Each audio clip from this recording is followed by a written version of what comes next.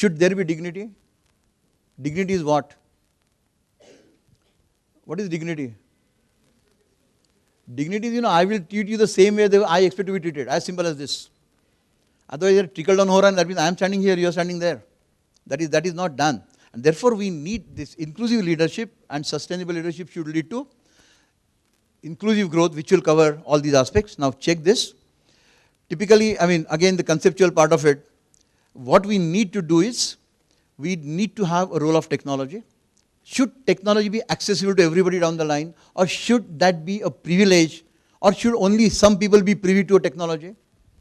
Earlier, was technology confined to certain pockets?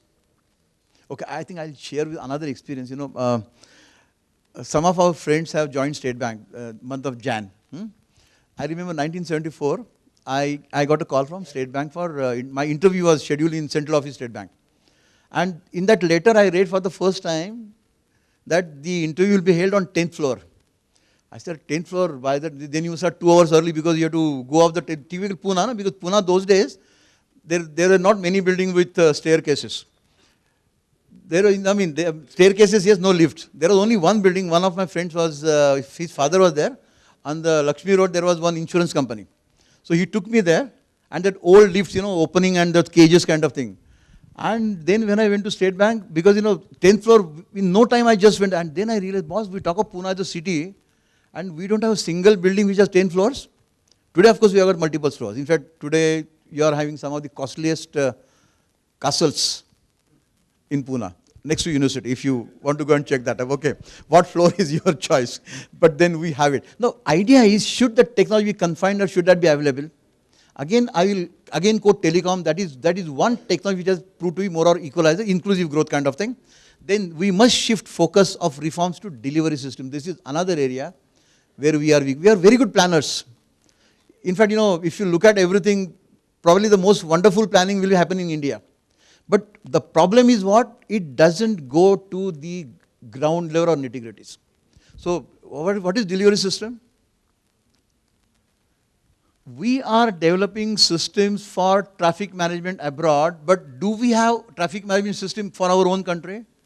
And even if it is there, it is ensured that it doesn't work because it's inconvenient to some others.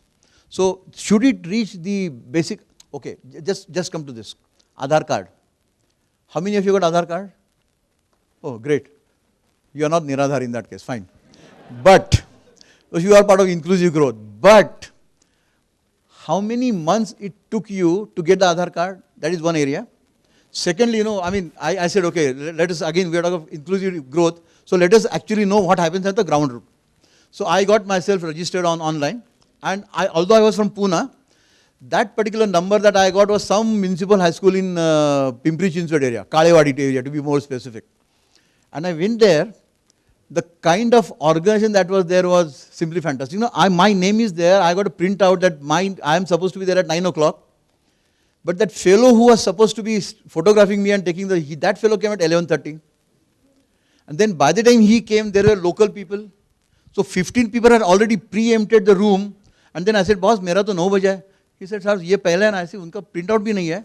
So delivery system is not a system. It is unfortunately at the discretion of the person. And one of the problems in inclusive growth for us is that we have this uncanny knack, as I've been saying again, don't count how many times I've said this, okay? But we have this uncanny knack of personalizing the system rather than systematizing the person.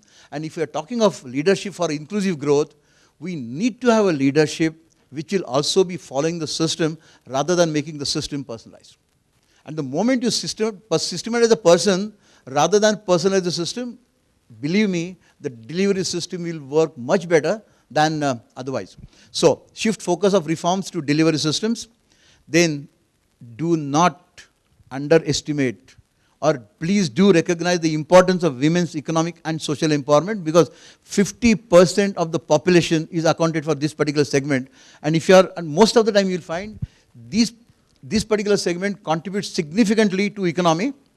The problem is that their contribution is not monetized. 50% of your people who are actually contributing something, it is not monetized, and therefore they are denied or they are deprived of the benefits of inclusive growth. Then of course, we do need to have decentralization, but then you got to trust people.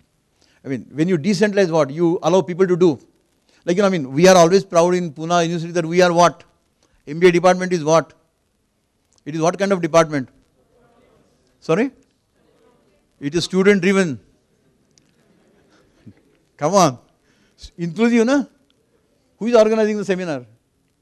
Not Chitale sir. It is committees, right? So, decentralization, and the moment you decentralize, that means the decision making power and authority, and of course accountability. Let me add that also, because what we like is authority. Without account, that is not done. So when you talk of inclusive growth and leadership passing on part of its functions, down the line we must have prototype of leaders also. Then of course economic reforms in relation to socio-political environment. The problem is all other systems can be unable. Economic, political system cannot be. No system is above anything. Everything inclusive.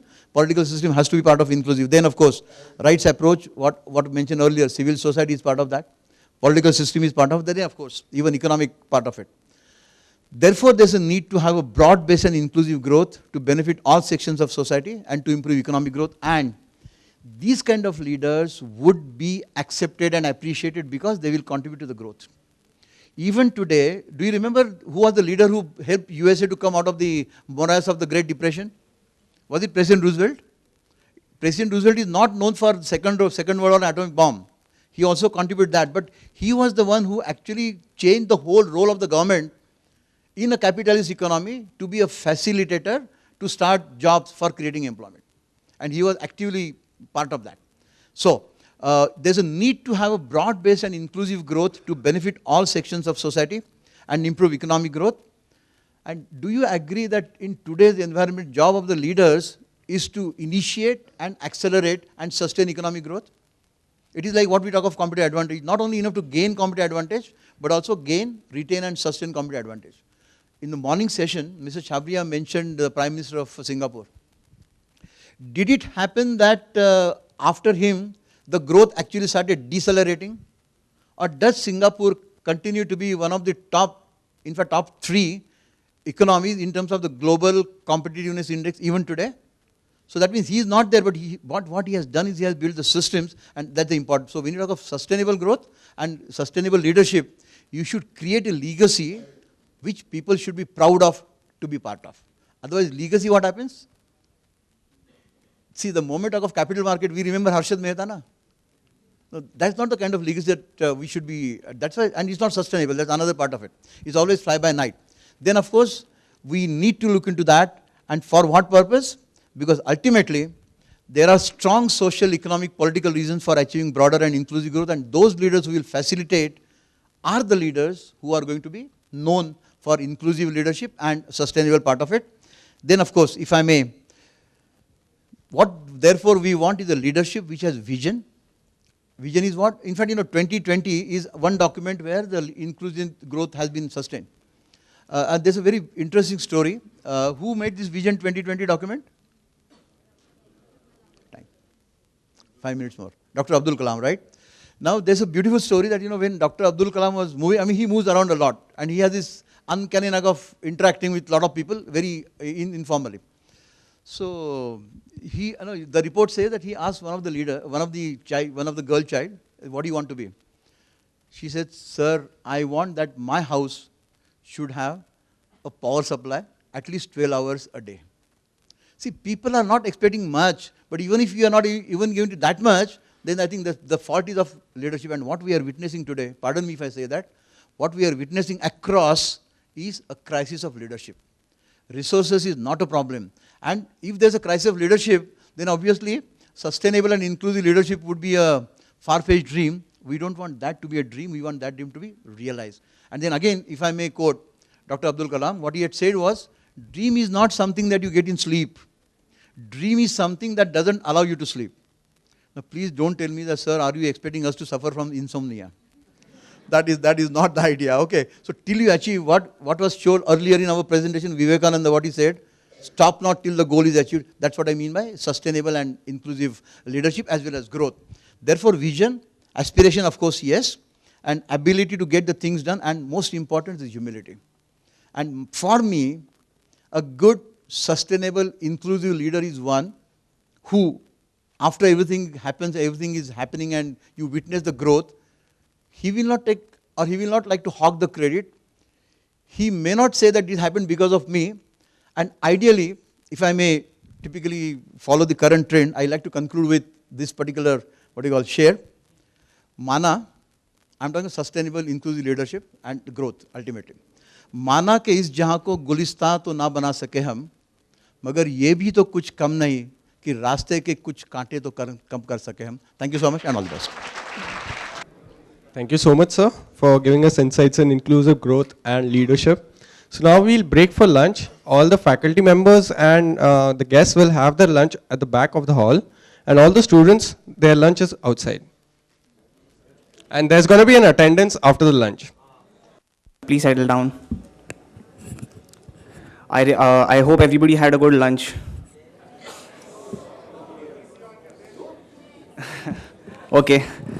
Welcome to the post-lunch session of National Seminar 2014. In the post-lunch session, we will have a panel discussion. Our panelists for the discussion are Dr. Captain C.M. Chitle, Professor Jayant Oak, Mr. Sanjeev Path Joshi, IPS IG. A brief introduction of Mr. Sanjeev Path Joshi. Sir is the Director of Vaikunt Mehta National Institute of Cooperative Management and Center of International Cooperative Training in Agricultural Banking of SAARC countries, Ministry of Agriculture, Government of India. Sir holds a BTech Electronics and Power Engineering from NIT Nagpur and an MTech in Electricals from IIT Kanpur. Sir is also an MBA from IIM Bangalore. Sir has also served as MD of State Cooperative Milk Federation and MD of State Road Transport Corporation and MD of State Film Development Corporation. Sir has been awarded as Distinguished Alumnus, the Satyendra Dubey Memorial Award, IIT Kanpur. We welcome you, sir.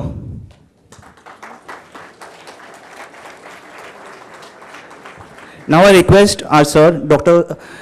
C.M. Chitle, to welcome our guest with a bouquet of flowers.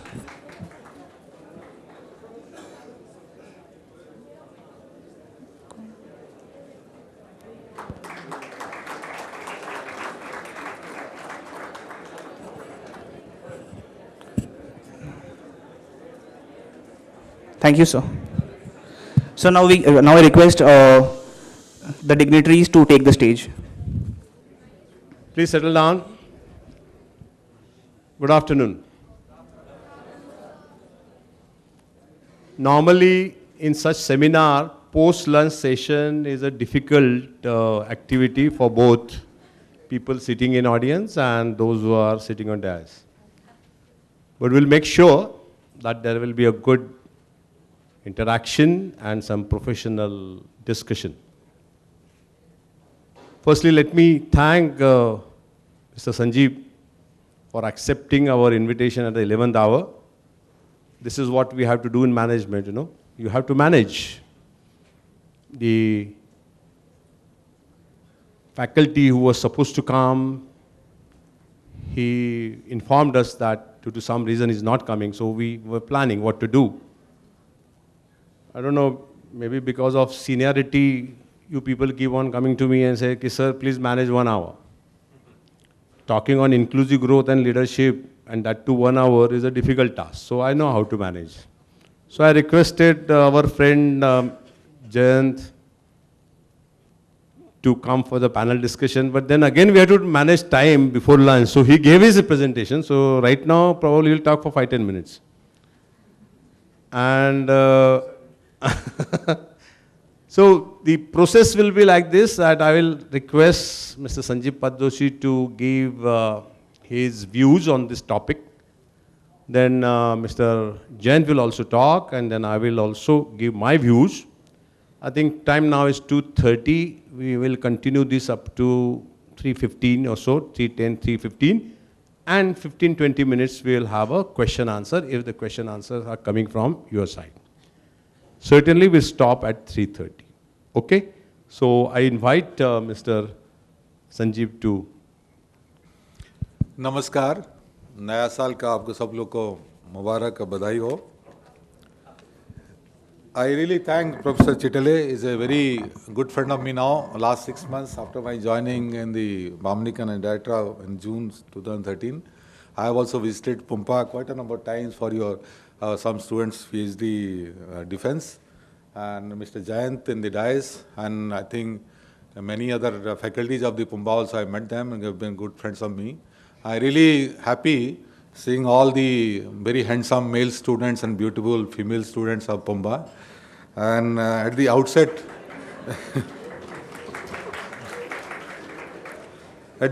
because you all are young and vibrant, a small Shayari for you. युवाओं का आवाज हो बुलंद, युवाओं का आवाज हो बुलंद, कभी शोर नहीं, शोर means noise. हर बात पर सच्चाई हो, कभी सफेद झूठ नहीं. Thank you.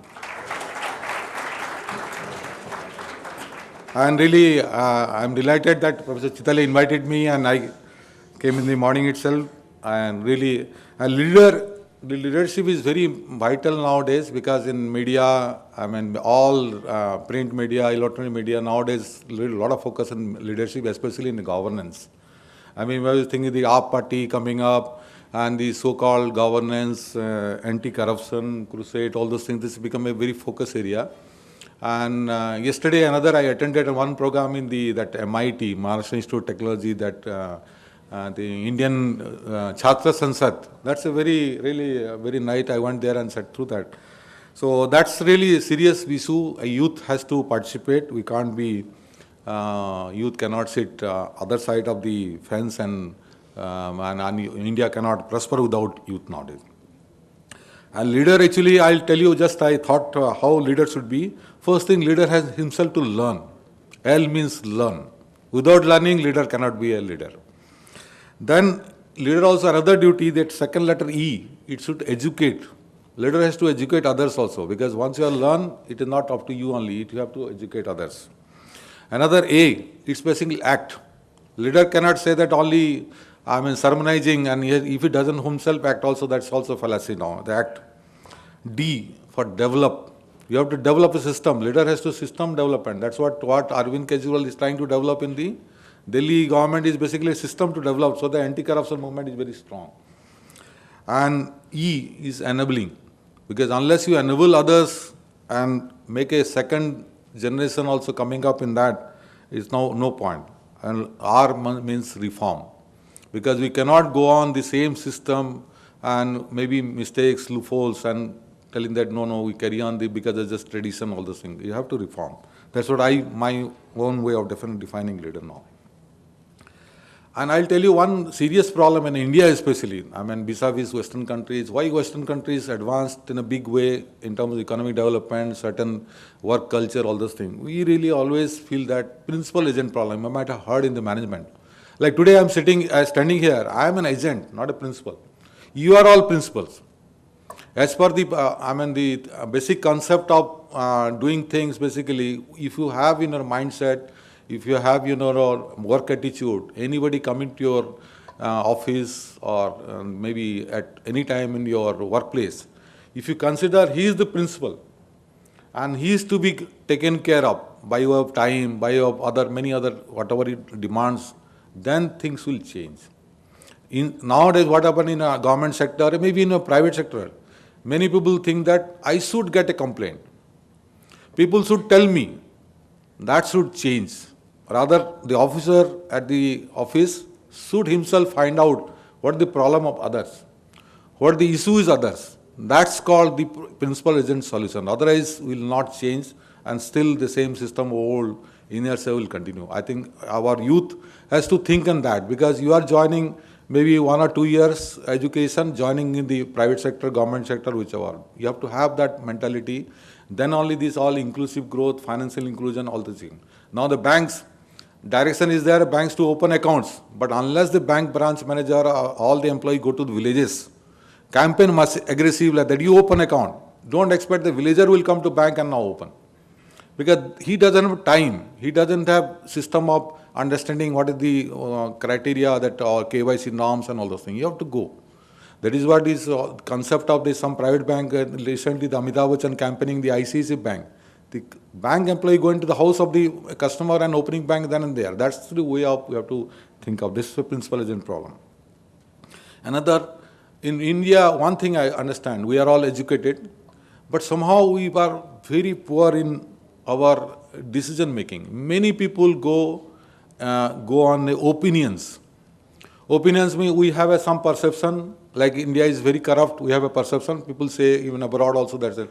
Even sometimes that we are a perception still that right, like Sapera type perception is there. But that is not the fact. We should always decide on evidence-based, which is maybe a data, some analytics will be there. Those are very important. I mean, many people in our civil service also unfortunate. After retirement, people will come, this I had done, and that is the truth. No. I sometimes say that is a wisdom after retirement, war syndrome. Because that's a very unfortunate part in our every TV discussion, everything. I mean, sometimes a generation gap also, even in our civil service, that's a problem. I mean, earlier, 20 years senior, they say new generation is not good, they are very bad. It's a very negative way of thinking. New generation has its own advantage. New generation has its own extraordinary IQ level much higher. They have got very computer savvy. I mean, maybe 20 years before, people have not seen the computer. They are very computer phobic now. But new generation is a very different. That's a generation gap will happen. That's a nature's design. And that is why whenever you are going, especially youth, when you are having a thing, you should analyze evidence and data, whatever available, and then you start decide yourself. Just opinion, oh, this is very bad. Sometimes, I mean, on the face you condemn somebody, that's not a good thing. That's, I think, we have to, and that's the leader's quality. Because then when a leader says something, it has to be based on certain hard facts. Just the opinion doesn't help at all nowadays. I'll tell you, the corruption syndrome, especially, I mean, international media, the Transparency International, that index, all those things, India stands very. Why the West countries are not so corrupt and Indian country, this I came to know when I visited US. This is, I studied that in Syracuse University, that's a Maxwell School of Public Policy. There I asked question. They had a very beautiful answer. See, US system is driven by 95% private. 5% is basically government. India is 95% government and 5% private. Maybe slightly software or some manufacturing private are coming. And the Prevention of Corruption Act only covers the government servants. You understand? So US, even if they have a Prevention of Corruption Act, but there are 5% of population so-called who are executive in the government sectors maybe, they are covered. And if they do, statistically become less number. In India, reverse, because 95% government, obviously statistically more. So in always a perception and that opinion, the statistics give a picture. So that is why the more number of cases in India, even though US corruptions are there, even private sector, who says the corruption is not? Enron, so many other, even now this incident of Rajat Gupta, that's also a part of corruption, maybe insider trading or whatever you can call in a different format. That's one of the things.